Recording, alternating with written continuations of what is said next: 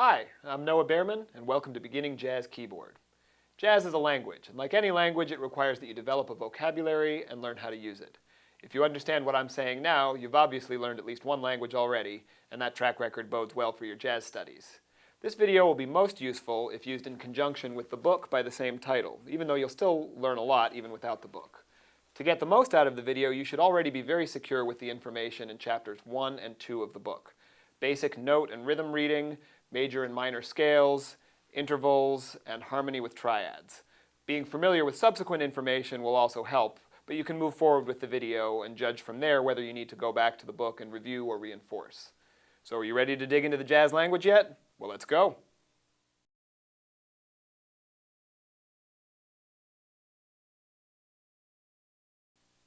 Let's begin by exploring harmony. In essence, you have harmony whenever two or more notes are played at once. We're going to be dealing with chords, and a chord is formed by combining three or more notes. Let's start by reviewing triads. A triad is a three-note chord, and the three notes are referred to as the root, third, and fifth. There are four basic types of triads, and I'll show you all four of those types starting from the note C. The major triad is formed by taking the root and stacking a major third and a perfect fifth on top of that. The minor triad takes the root, a minor third, and a perfect fifth. The augmented triad takes a major third and an augmented fifth. And the diminished triad takes a minor third and a diminished fifth.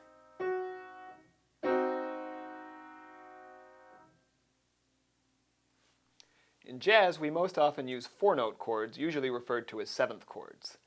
The four notes are referred to as the root, third, fifth, and seventh. Sometimes the sixth replaces the seventh, but we'll talk about that in a minute.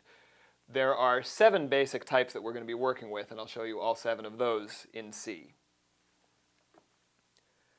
A major seventh chord is formed by taking a major triad and stacking a major seventh on top. A dominant seventh chord is formed by taking a major triad and putting a minor seventh on top. A minor seventh chord takes a minor triad and stacks a minor seventh on top.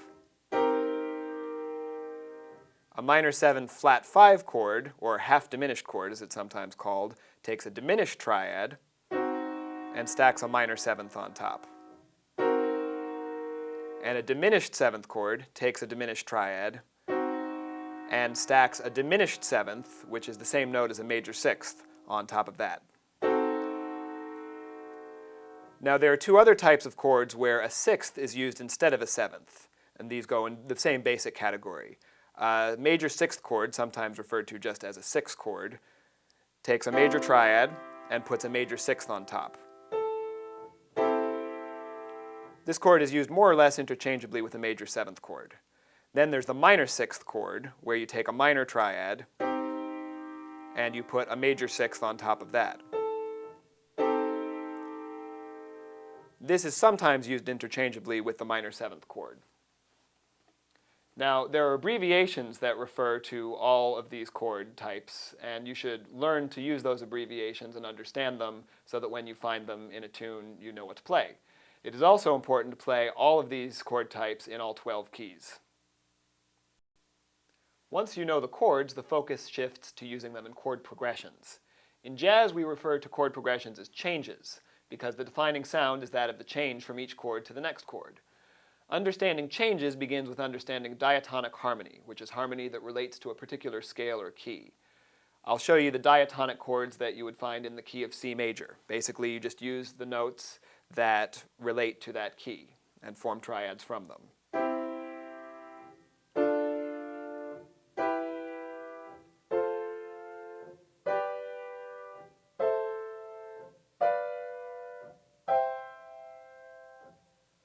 Diatonic harmony follows the same pattern when you're using seventh chords. So I'll show you the diatonic seventh chords in the key of C major. You would have C major 7, D minor 7, E minor 7, F major 7, G7, A minor 7, and B minor 7 flat 5, winding up back at C major 7. You could also use the C6 in place of the C major 7 as the 1 chord. Numbers are often used when referring to the diatonic chords. So in C, you would have the 1 chord, the 2 chord, the 3 chord, 4, 5, 6, and 7, winding up back at 1. So if you hear someone refer to the 2 chord, they're talking about the chord built from the 2nd degree of the scale in that key. Roman numerals are used to signify these numbers. Uppercase Roman numerals are used for chords built from major or augmented triads, and lowercase Roman numerals are used for chords built from minor or diminished triads. Take note that the relationships between the numbers and the chord types are the same in any key. So a 2 chord in a major key is always a minor 7th chord, regardless of the key. A 5 chord is always a dominant 7th chord, and so on. Eventually, you will want to learn to play diatonic 7th chords in all 12 keys. For now, make sure you at least play through these chords in each key, using this chart for reference if you need to. The most commonly found combination of chords in jazz is 2-5-1. In the majority of jazz tunes, you'll find at least one instance of 2-5-1, usually several. Here's a 2-5-1 in F as an example.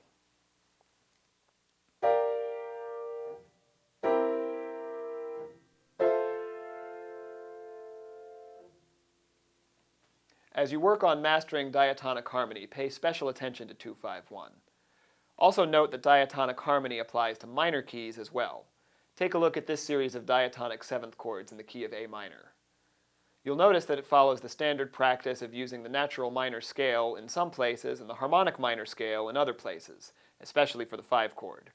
Experiment with minor keys, especially 2-5-1 in minor keys.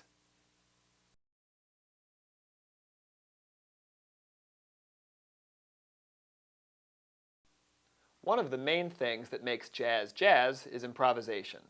Don't think that improvisation is an elusive thing that some people are born with and others aren't. Have you ever answered a question? Then you've improvised. You've taken your command of language and used it to spontaneously express a thought. Jazz improvisation is the same thing, just using different vocabulary and different grammar. Typically, you'll find improvised solos in between statements of the main melody to a tune. As you spend more time listening to jazz, you'll become aware of certain aspects of jazz phrasing that will make your improvised solos more convincing. The first and probably most important is swing feel. Every jazz musician aspires to be swinging, but swing is hard to define. The keys to getting started are lots of listening to good jazz and realizing that swing eighth notes are played unevenly. The first note in each pair is held for longer than the second. So while straight eighth notes might sound like this,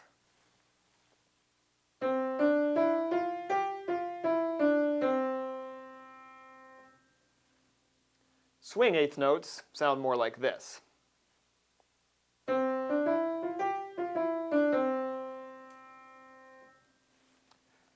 Tied in with swing feel is the backbeat. Rather than thinking of the first and third beat as getting emphasis in a measure of 4-4, 1, 2, 3, 4, 1, 2, 3, 4, you subtly emphasize the second and fourth beats. 1, 2, 3, 4, 1, 2, 3, 4. Now with your swing feel, mix in a healthy dose of syncopation. Syncopation is rhythm that is off the beat, so to speak. So while a non-syncopated melody is always grounded on the downbeats, 1, 2, 3, 4, 1, 2, 3, 4, 1, 2, 3, 4. A melody that uses syncopation will play with that a little bit. So 1, 2, 3, 4, 1, 2, 3, 4, 1, 2, 3, 4. All jazz uses syncopation, especially bebop and beyond. Finally, learn to develop and embellish your melodic ideas. If you play an idea like this,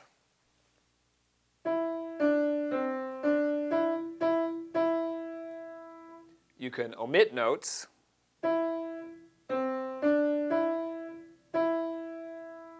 add notes,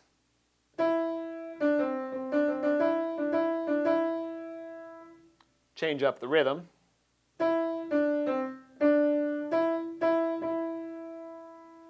or any combination of these things to come up with new material.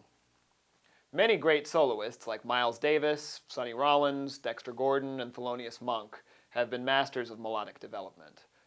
Now all of these things are somewhat subtle and therefore take some time to internalize, but being aware of them can help you right off the bat. To play jazz tunes, you should know how to read a lead sheet.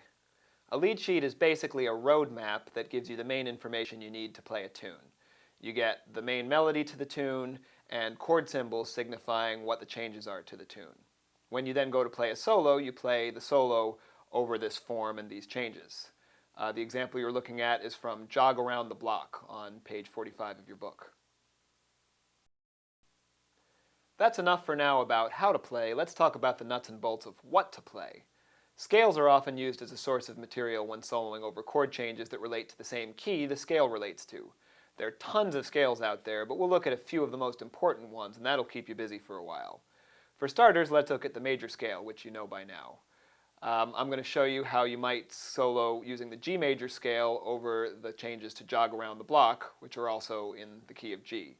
I'm going to play one chorus of Jog Around the Block, and a chorus is a jazz term referring to once through the form of the tune.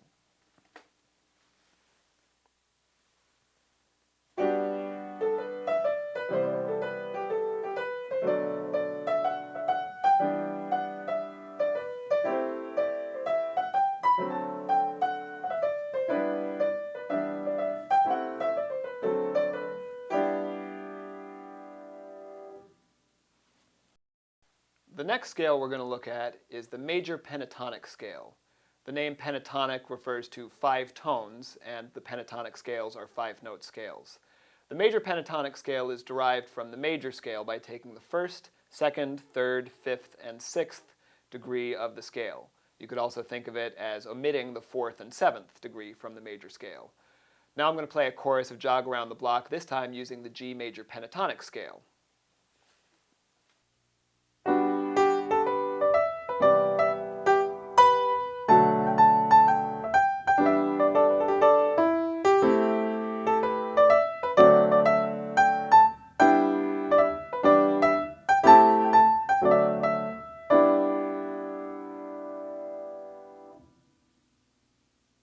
Now we're going to look at a couple scales that you can use to solo over minor key chord progressions. The first of these is the minor pentatonic scale. Like the major pentatonic, it is a 5-note scale, and like the major pentatonic, it is derived from a scale you already know. In this case, you take the natural minor scale and take the 1st, 3rd, 4th, 5th, and 7th degrees, or you leave out the 2nd and 6th degrees of the natural minor scale. So now I'm going to take the chord progression from 95 degrees in the shade on page 47 of your book, and using the first 8 bars of that, I'm going to use the D minor pentatonic scale to play a solo. These changes are also in the style of the standard Summertime by Gershwin.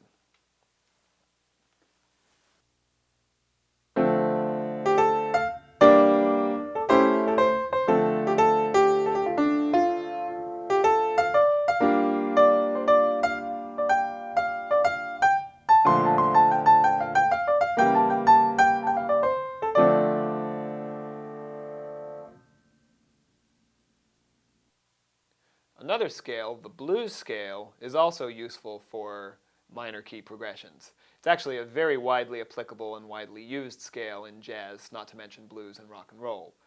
This is derived from the minor pentatonic scale, you could say, but it's actually a 6-note scale where you take the minor pentatonic and add an extra note a half step between the 4th and 5th degree.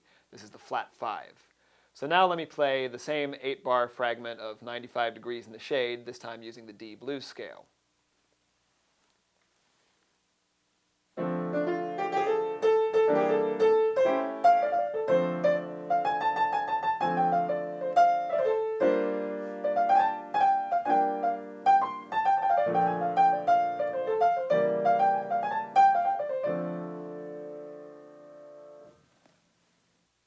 Now you've gotten your feet wet with soloing. I can't emphasize enough the importance of listening to lots of great jazz to help your development as an improviser.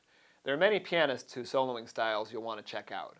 Some are elegant, like Teddy Wilson. Others are reckless, like Cecil Taylor. Some play sparsely, like Count Basie. Others play with ridiculous chops, like Art Tatum. Some are traditional, but with an eye on the future, like Earl Hines. Others are modern, with an eye on the tradition, like Chick Corea. And don't forget about the important soloists who aren't pianists. Louis Armstrong, Lester Young, Charlie Parker, Clifford Brown, John Coltrane, Ornette Coleman, just to name a few. Each musician you listen to will have something to offer. There will be some things that make them unique, and some things that they have in common with other musicians. The best part is how much fun you'll have doing all this listening.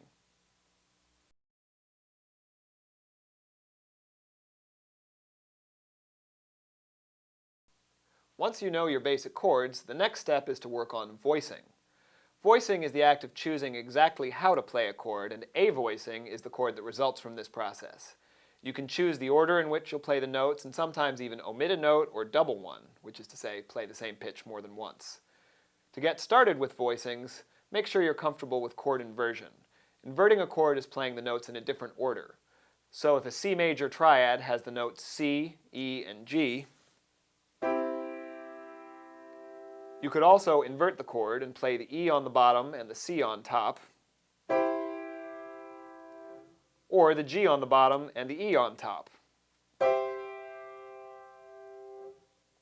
With seventh chords, the process is the same, just with more possible inversions per chord. Here's an example of the 4 inversions of a C7 chord.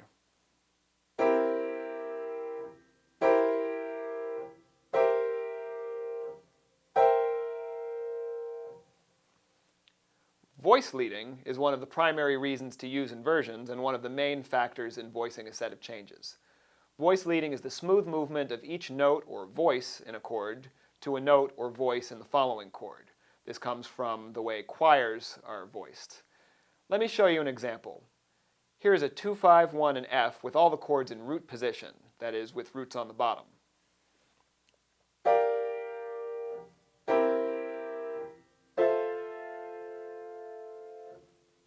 My hand has to move around a lot, and the transitions don't sound very smooth. Now here's the same 2, 5, 1 with an inversion used on the 5 chord.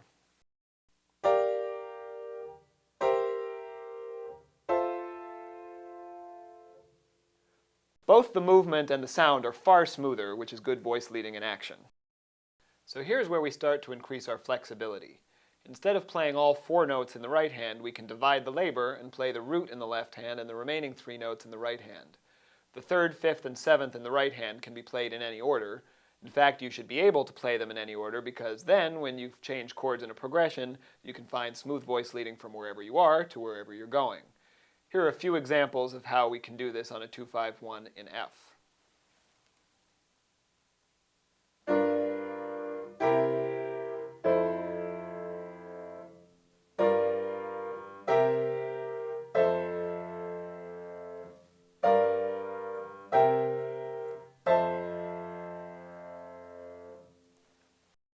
Now we're going to take a look at these kinds of changes used over the first 8 bars of the tune Tommy's Touch on page 65 of your book. These changes are in the style of the standard Autumn Leaves.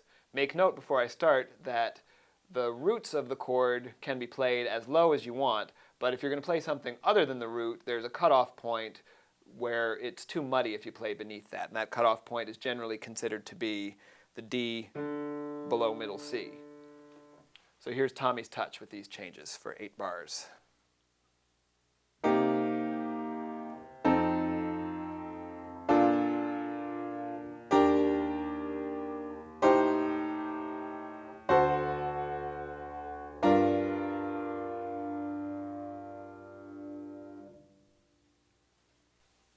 The next style of voicings we'll look at, typically called shell voicings, actually involves omitting a note. Shell voicings are formed by omitting the 5th and playing only the root in the left hand and the 3rd and 7th in the right hand. Without the 5th, the voicings are more stark, but generally speaking, you can still hear what kind of chord it is. That's why we call them shells. They provide a sort of chord skeleton. In fact, many sophisticated voicings that you'll probably learn down the road are built around shells.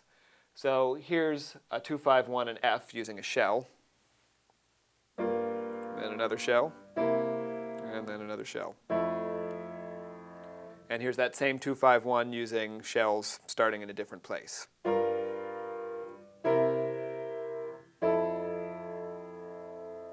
Notice how smooth the voice leading is when you're using shells.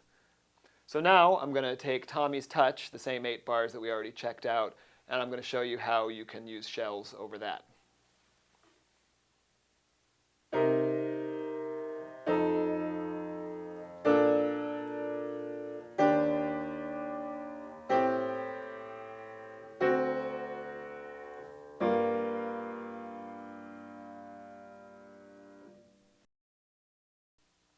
These next voicings are even more bare bones than the shells we just looked at.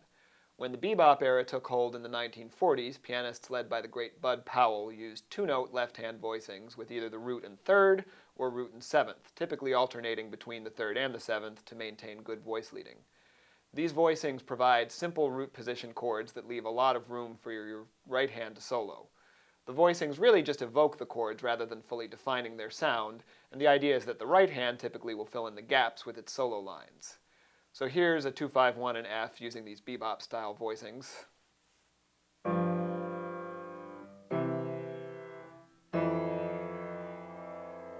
And here's the same thing starting from a different place.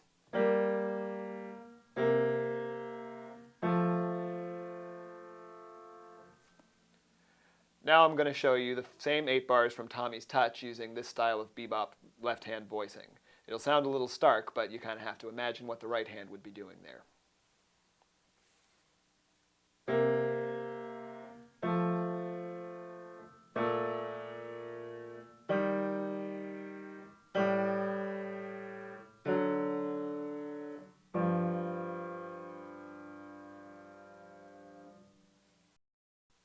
Having already divided the labor between the hands, we're going to take the division of labor to another level. If we're playing in an ensemble with a bass player, then his or her bass lines will usually cover the roots. As such, we can play the remaining 3 notes with our left hand and omit the roots entirely.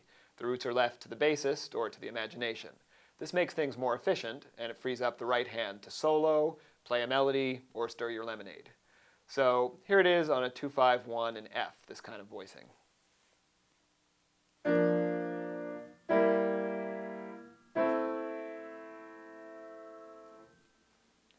And now, here it is, the same kind of voicing style over the A section from Tommy's Touch.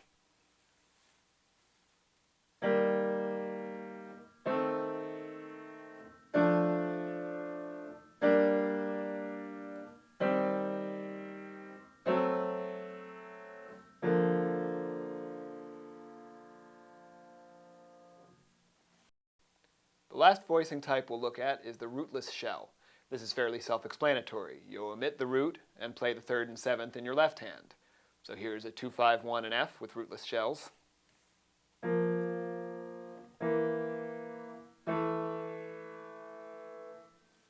And here's the same 8 bars from Tommy's Touch, also using rootless shells.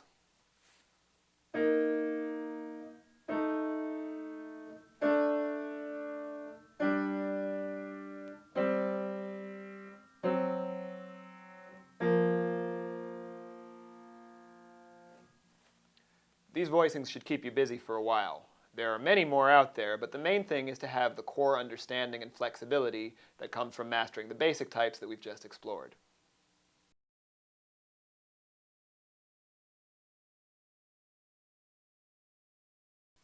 Now we've learned a bunch of different voicings, but we haven't yet addressed what to do with the rhythm when we play them. The act of playing chords rhythmically behind a melody or an improvised solo is called comping. The word comping is said to be derived either from accompanying or complementing. And when you comp, you're really doing both. You're accompanying a melody and hopefully you're complementing it. You can comp behind another musician, or you can comp with your left hand for something your right hand is playing. Rhythmically, you'll be trying to sync up with what the soloist is playing. If you're comping for yourself, of course, this becomes easier, assuming that your right and left hand are working from the same brain. Sometimes you may decide to try to emphasize the rhythm of the melody.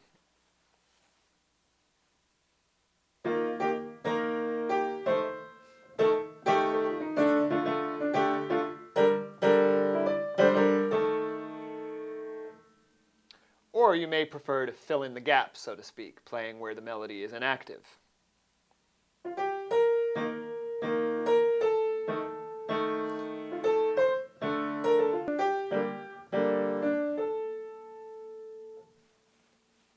Either approach works if you're really tuned in. Also think about the way the intensity progresses throughout a solo or a tune. Often a gradual increase in energy and rhythmic activity will make a performance a lot more exciting than if the energy stays at the same level throughout. So now you're going to actually hear a full chorus of Tommy's Touch, and you're going to hear it with the rhythm section with Gregory and Sonny.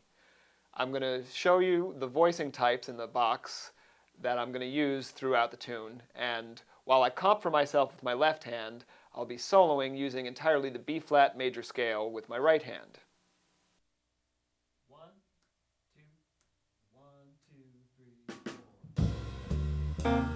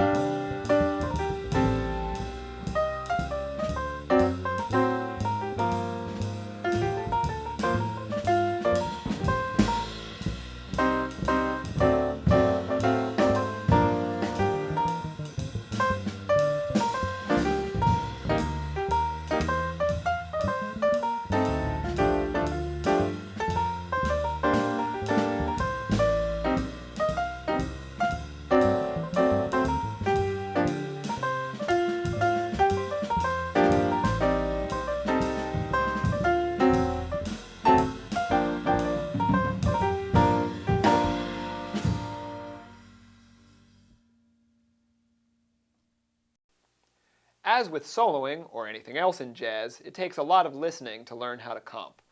Make sure to check out some of the great compers in the jazz piano world. Wynton Kelly, Bill Evans, Red Garland, McCoy Tyner, Horace Silver, Herbie Hancock. All of these guys comp beautifully, and they've all got something different to offer.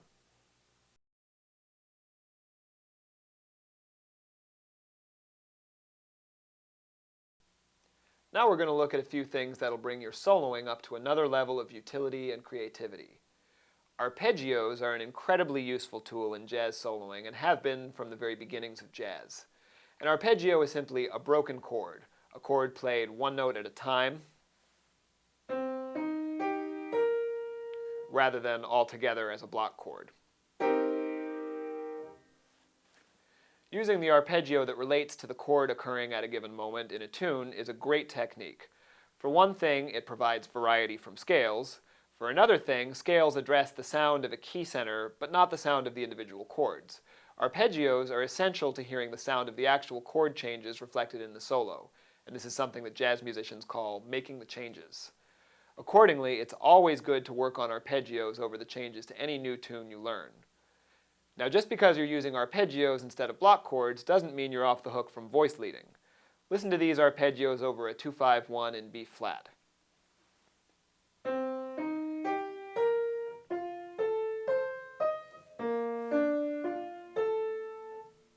Sounds okay, but check out how much more natural it sounds with voice leading.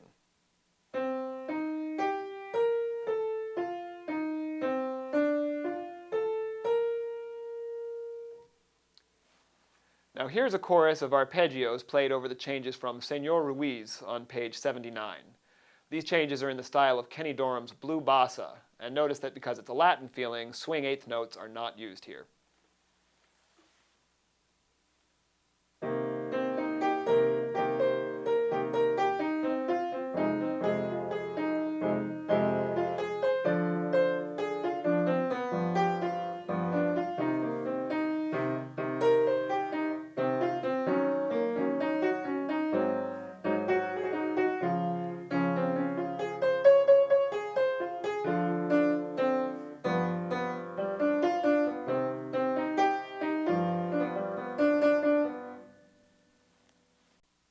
Harmonic analysis is the act of looking at a chord progression and figuring out what key you're in and how the individual chords relate to that key. If you're comfortable with diatonic harmony in major and minor keys, this is often a piece of cake, because obvious relationships like 2-5-1s will present themselves as clues. If you need to brush up on your diatonic harmony, now would be a good time to do this. Let's take the first 4 bars of good old Tommy's Touch as an example. If we look at these changes, we can identify this as a 2-5-1 followed by a 4 chord in the key of B flat. So we write in the key center and then the Roman numerals.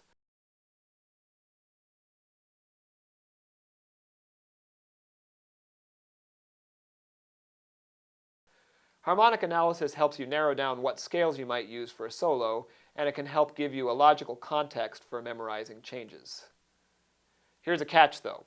Most actual jazz tunes don't stay in one key the whole time. Instead, they modulate at least once. Modulation is the change from one key to another. But if you've got your harmonic analysis chops together, you can negotiate modulations. If you start out in a key and reach a chord that doesn't fit, look ahead. It's entirely possible that a modulation is taking place and the chord actually applies to the new key, not the one that you've just been in. Things like 2-5-1s can be dead giveaways here. Take a look at the changes to Señor Ruiz with a harmonic analysis showing where the modulations occur. It goes from C minor to D flat major and then back to C minor.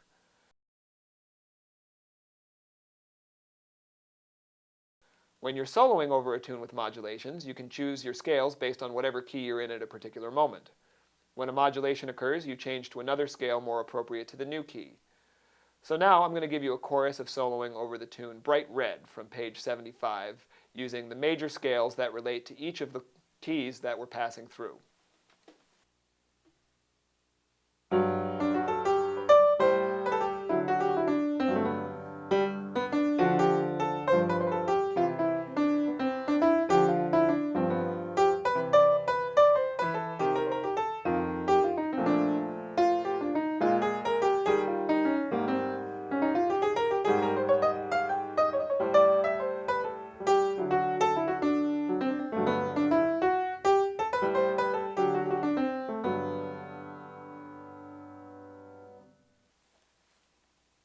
As you get into more advanced chord progressions, you'll invariably find some chords that you don't know how to analyze.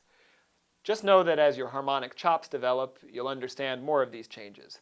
And in a pinch, even if you don't know where the chord comes from, you can still play an arpeggio over it. So let's pull it all together. When you're practicing a new scale, technique, or whatever, it's very useful to isolate it and practice it intensively. But the ultimate goal is to be able to mix and match, using a variety of things in your solo. I'm now going to play a solo with Gregory and Sonny in which I use a combination of the elements that we've explored together. I'll be using the changes from Unique on page 76. This is a standard set of jazz changes similar to those you'd find in tunes like There Will Never Be Another You and You're a Weaver of Dreams. Just try listening first and then check out what I used and where. This is just one of the many ways that these elements can be used over these changes. 1, 2, 1, 2, 3, 4.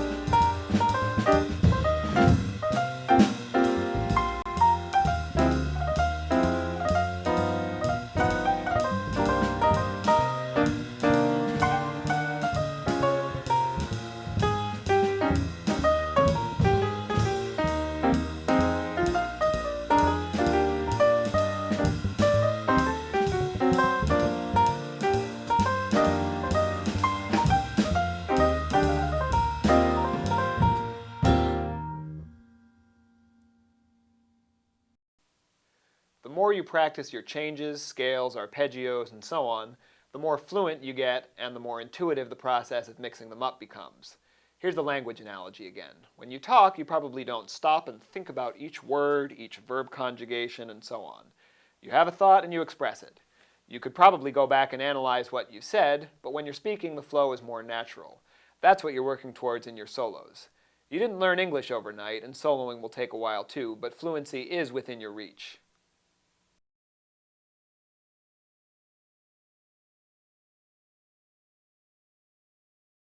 Now you have a grasp of some of the different ways to do things like voice chords and improvise over changes. What you do from here on out is simply a matter of increasing your vocabulary and your fluency. The book, Beginning Jazz Keyboard, is the first in a series of 3, so if you like what you've learned so far, you're encouraged to keep moving through them. Over time, if you keep working at it, you'll develop your own style, you'll train your ears to efficiently recognize and recreate the sounds you hear, you'll learn new scales, chords, and voicing ideas, you'll learn lots of tunes and use them to apply all the things you're learning, and you'll play with other people and get some serious on-the-job training. It's a lifelong process, and really that's one of the most satisfying things about jazz. You never run out of things to learn, you never stop growing, and you never get bored. So keep on swinging, and I hope to see you on the bandstand soon.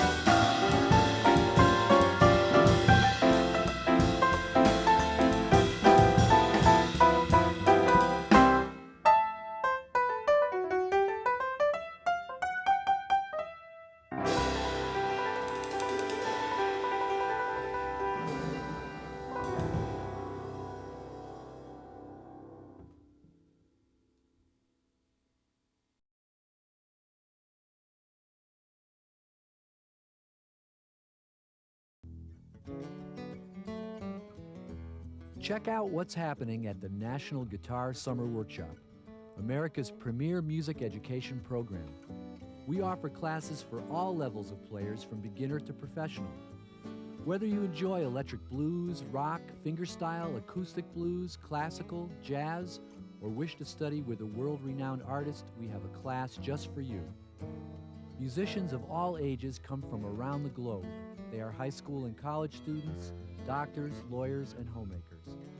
They all come to the National Guitar Summer Workshop to share in the fun, to be part of the concerts, and join the classes. Cover a lot of detailed material in a short amount of time and plenty of time to practice. So it's a focus on the guitar, which is exactly what I came here for.